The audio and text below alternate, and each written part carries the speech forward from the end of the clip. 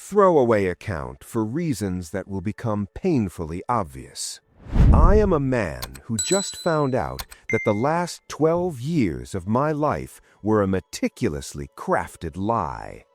I am David, 38, and until 3 days ago, I thought I was the luckiest father and husband in the world. Now, I'm an architect of a different kind. I'm designing the collapse of a betrayal. It started with a biology project. My twins, Leo and Maya, 12, were doing a unit on genetics and Punnett squares. They needed to know our blood types for a family tree assignment. I've always been type O negative, the universal donor. My wife, Claire, 37, is type A positive. According to the charts in their textbook, it was biologically impossible for them to be type AB positive. "Dad, the book says we can't be AB if you're O," Leo said, looking up from his laptop with a puzzled expression. "Did you get your blood type wrong?" I laughed it off. "Maybe I did, buddy. It's been a while since I looked at my medical records." But that night, as I lay in bed listening to Claire's peaceful breathing, the seed of doubt took root. I'm a structural engineer by trade. I deal in facts, loads, and tolerances. If the foundation is off by even a millimeter, the whole building is a risk. I went to my home office and found my old donor card. Type O negative. I checked the kids' birth records in the safe. Type AB positive. The math didn't add up. It couldn't add up. I didn't confront Claire. Instead, I waited until she went for her Saturday morning run.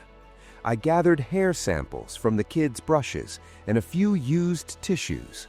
I drove 2 hours to a private lab in the next state, paying a premium for a rush DNA paternity test. The technician told me it would take 72 hours. Those 72 hours were a descent into a private hell. I looked at Leo's smile, the smile I thought he inherited from my grandfather, and realized I was looking for a ghost. I looked at Maya's eyes and wondered whose reflection I was actually seeing. Claire was her usual self, attentive, loving, and busy planning the merger party. You see, my family owns a successful precision tool manufacturing company. We were 1 week away from a massive restructuring where I was going to move 50% of the shares into a joint marital trust. It was meant to be a gesture of love and security to Claire and the kids. The email from the lab arrived at 3 p.m. on Tuesday. I was in a board meeting. I excused myself, went to the restroom, and opened the PDF with shaking hands. Probability of paternity, 0.00%. The world didn't spin. It went perfectly, terrifyingly still. I felt a cold, crystalline clarity wash over me. I wasn't their father. 12 years of bedtime stories, scraped knees, soccer practices, and "I love you, Dad" were built on a foundation of sand. I leaned against the cold tile of the bathroom wall and made a choice.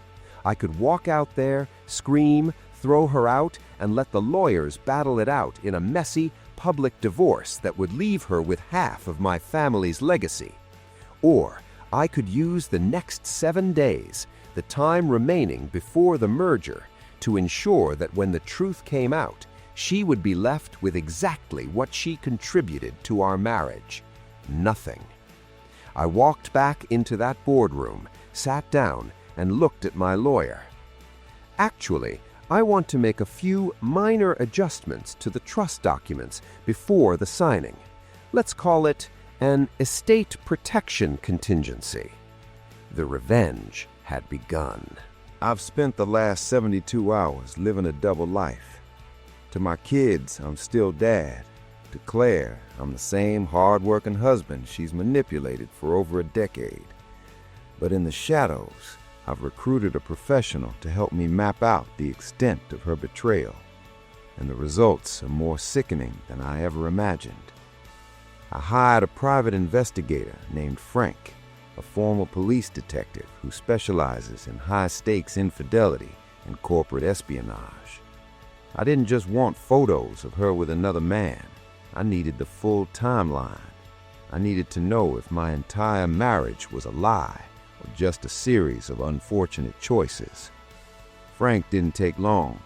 Within 48 hours, he sent me a secure link to a digital folder. I sat in my car in a grocery store parking lot, the rain drumming on the roof, and watched my life dissolve on a 5-inch screen. The other man wasn't a stranger. He wasn't a random fling. It was Mark, my roommate from college and the best man at our wedding. Mark, whom the kids call Uncle Mark. Mark, who has sat at our Thanksgiving table every year, smiling at me while he fathered my children and planned to take my company. Frank's report was meticulous. He'd tracked their communications back through a hidden messaging app. They weren't just having an affair. They were a parallel family. They had been together before Claire and I even got engaged. She didn't marry me because she loved me. She married me because I was the stable choice with the family business, while Mark was the exciting one who couldn't hold down a job. They have a secret lease on a condo downtown, Frank told me over the phone.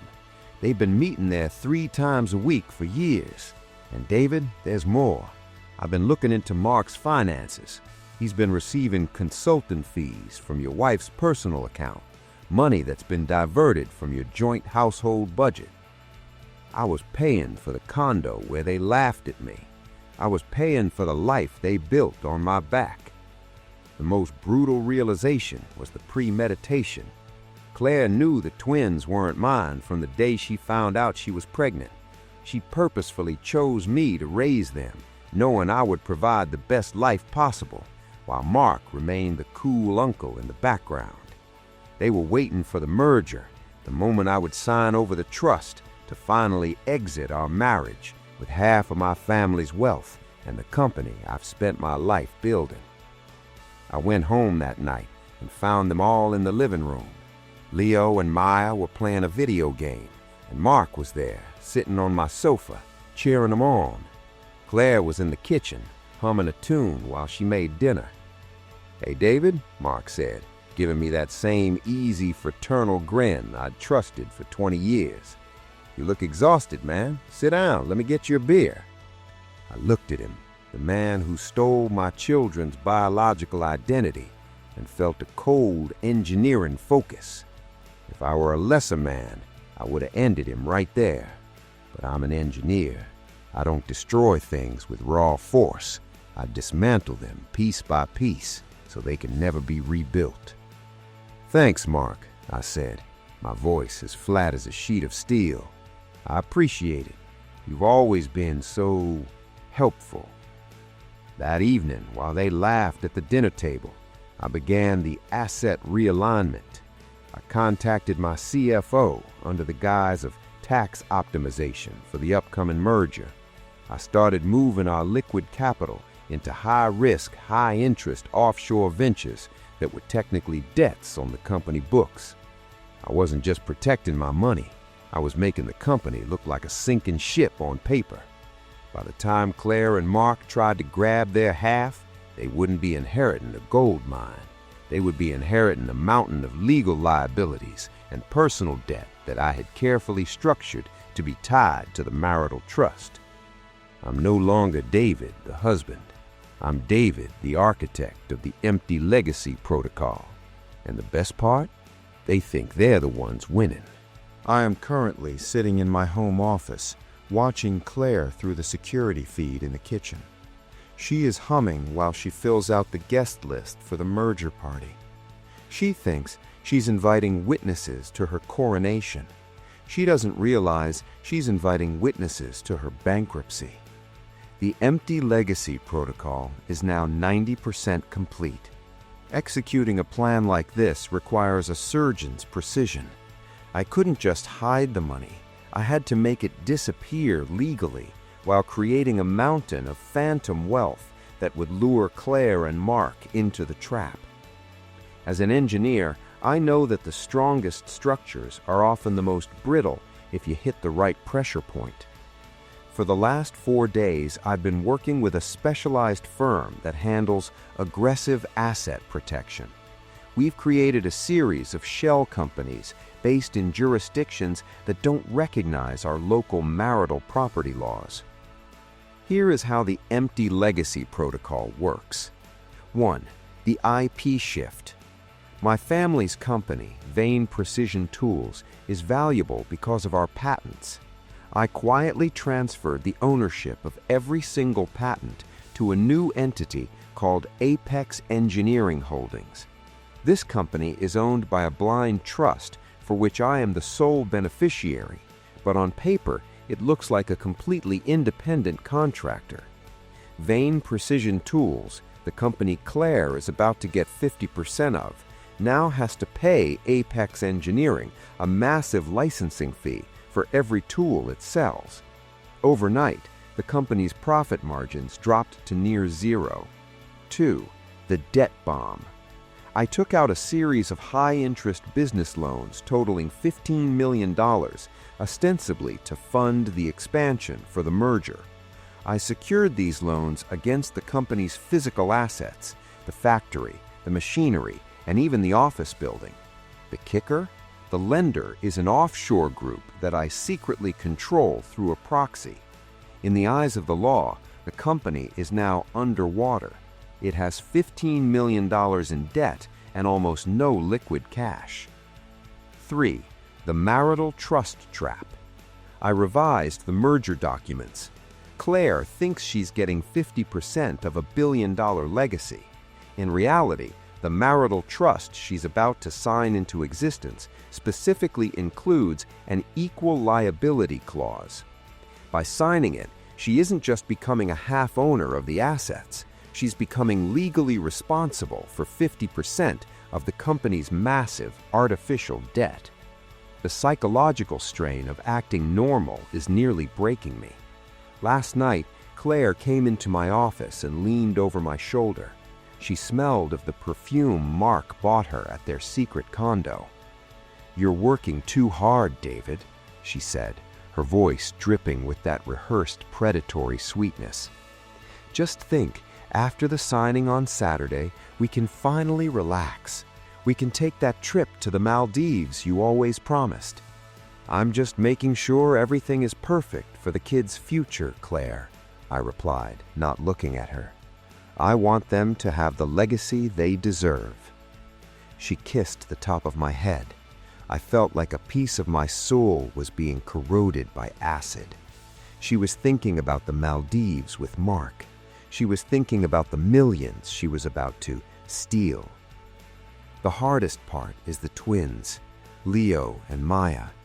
Even though the DNA says they aren't mine, 12 years of memories just don't vanish. But then I see them looking at Mark with that certain spark of familiarity, and I realize the gaslighting has been happening to them too. They've been raised in a theater of lies. By protecting my family's company, I'm not just getting revenge, I'm stopping the fraud from continuing into the next generation. Mark stopped by the office today. He was wearing a new, expensive suit, likely bought with the consulting fees my wife had been funneled from our joint account. "Big day on Saturday, Dave," he said, leaning against my desk. "The board is all set. We're making history." "We certainly are, Mark," I said, handing him a pen I'd specially ordered, a heavy gold-plated fountain pen. "I want you to use this pen to witness the signing. It's a symbol of our long-standing friendship." He beamed, tucked the pen into his pocket, and walked out. He didn't realize that the pen was a metaphor for the entire situation. Beautiful on the outside, but designed to leak ink and ruin everything the moment it's put to work. The party is in 48 hours. The board of directors, our families, and the media will be there. Claire has picked out a $5,000 dress. Mark has prepared a best friend speech. And I've prepared the truth and the debt collectors. The gala is over. The ballroom is empty and the silence is deafening. But the echoes of Claire's screams still ring in my ears.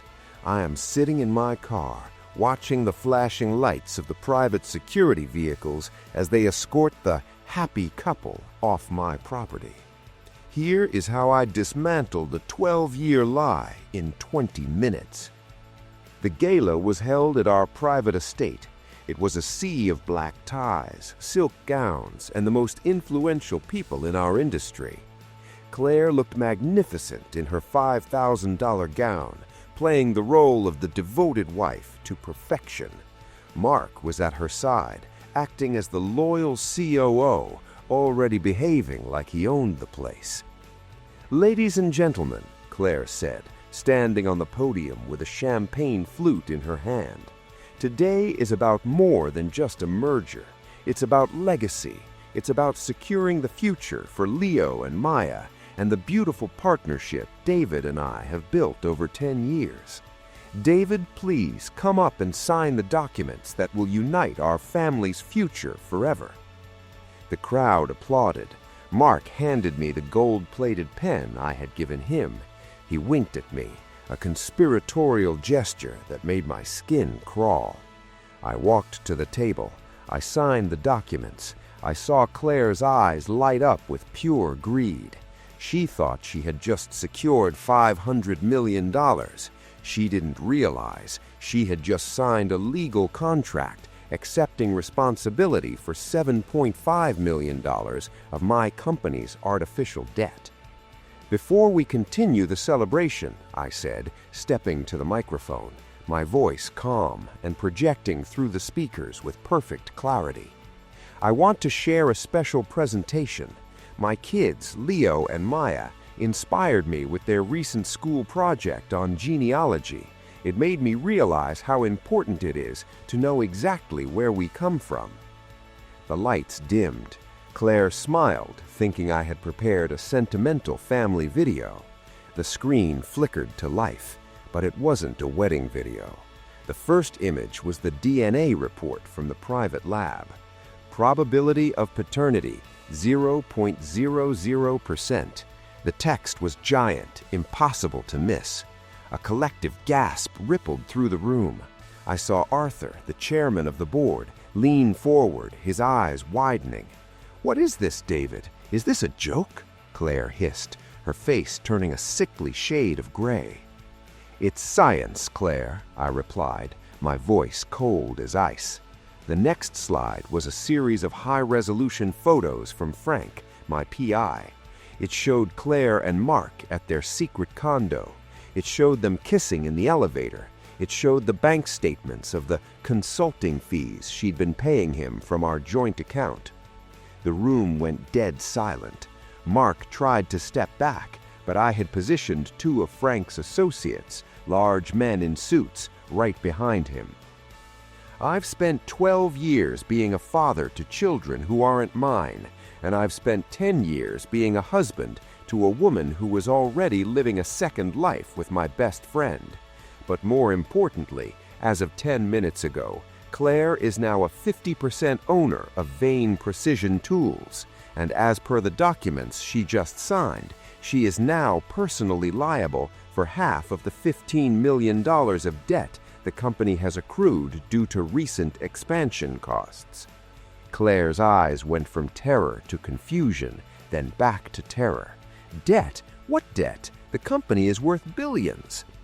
"The company's patents were moved to a private trust last week, Claire," I said, a small, grim smile finally touching my lips.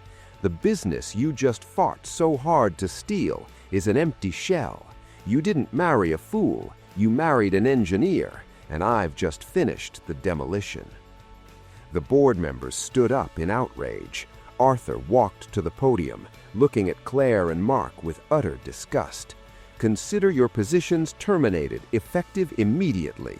We will be launching a full audit of the consulting fees you've been embezzling." Claire began to scream. It was a raw, primal sound of a predator who realized she was the one in the trap. She tried to lunge at me, but security held her back. Mark looked like he wanted to vanish into the floorboards. I looked at the twins who were being ushered out of the room by their nanny. That was the only part that hurt. They are innocent, but I have already set up a private, anonymous educational trust for them. I won't let them suffer for their parents' sins, but I will no longer be the man paying for Mark's life. As the police arrived to take statements regarding the embezzlement, I walked out onto the balcony.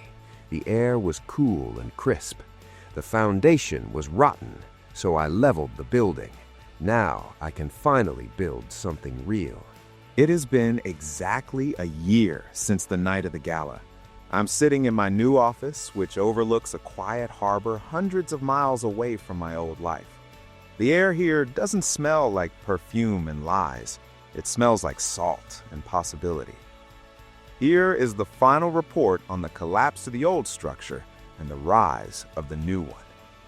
The legal aftermath was a slow, methodical grind that stripped Claire and Mark of everything they had tried to steal. My legal team was surgical. Because I had documented every consulting fee and every secret meeting, the case for corporate embezzlement was airtight. The fate of the conspirators. Mark Stevens. He was the first to fall. The board of directors didn't just fire him, they sued him for every penny he had diverted from the company. When the FBI looked into the consulting fees, they found a trail of tax evasion that Mark couldn't explain away. He was sentenced to 5 years in federal prison for corporate fraud and embezzlement. Last I heard, he's trading his designer suits for an orange jumpsuit. He has no assets, no career, and no friends left in the industry. Claire Vane. The divorce was brutal for her. My empty legacy protocol worked perfectly. Because she had signed the merger documents, she was legally tethered to the $15 million debt. The court ruled that since she had entered the contract with the intent to defraud me, the poison pill clauses were enforceable. She had to sell the secret condo, her jewelry, and even the car I bought her just to cover the initial legal fees. She's currently living in a cramped 2-bedroom apartment, working a retail job she hates, and facing a mountain of debt that will take her several lifetimes to pay off. She tried to sue for emotional distress, but the judge dismissed it, citing her 12 years of premeditated gaslighting as the primary cause of the marriage's collapse. The company. Vane Precision Tools is technically a shell now, but the patents, the real soul of the business, are thriving under my new company, Foundational Engineering. I've rehired my best engineers and moved the operations to a new state. We are more profitable than ever because we no longer have termites eating away at the budget. The personal reality. The hardest part was and still is the kids. Leo and Maya are 13 now. After the truth came out, their relationship with Claire disintegrated. They realized that their Uncle Mark was the reason their entire world had been built on a lie. I made a difficult decision. I'm not their biological father, and I could not stay in the role of their primary parent while Claire and Mark's shadows still hung over them. However, I didn't abandon them. The anonymous educational trust I set up is fully funded. It covers their tuition, their health care, and their future until they're 25. I speak to them once a month. It's awkward and it's painful, but it's honest. They know I will always be the man who raised them, even if I'm not the man who made them. They are currently living with Claire's sister, who is a much better influence than their mother ever was. As for me, I've learned that as an engineer, your most important tool isn't a calculator or a computer, it's your intuition. I ignored mine for a decade, and it nearly cost me my legacy. Now, I listen. I'm dating again, slowly, but this time there are no joint trusts or mergers on the table. I live in a house I built with my own hands, on land that belongs to no one but me.